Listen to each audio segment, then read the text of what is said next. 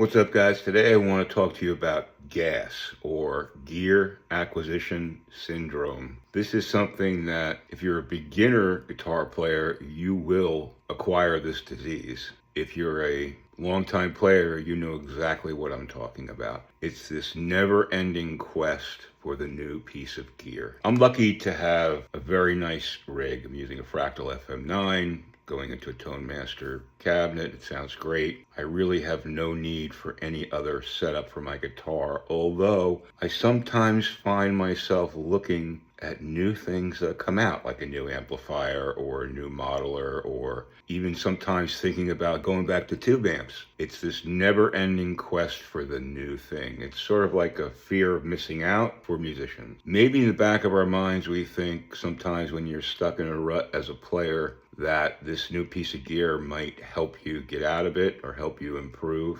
That's a misnomer. That is not the case. It may make you sound a little better, but it's not going to improve your skills to get a better amp or a better modeler. The way you improve your skills is to run your fingers across the fretboard, do scales, do your practicing, improve your skill on the instrument. You always hear guitars in the hands, and it's really true. There's an interview with Nino Bettencourt where he said he met Eddie Van Halen for the first time. He was in his studio. There was Eddie's guitar and amp, and he asked if he could try it, and Eddie said sure, and he put it on, tried it, hoping he would sound like Eddie Van Halen, and he didn't. He sounded like himself. That's the lesson. You're going to sound like yourself, no matter what the gear is. You may get some tones that sound like Stevie Ray, or some tones that sound like Eric Johnson or Steve Vai, or all those great players. But in the end, it's your hands. So it's how you develop your hands. So gear acquisition syndrome, or GAS, it's a thing that we suffer from, unfortunately. And it's sort of fun to look at the new thing,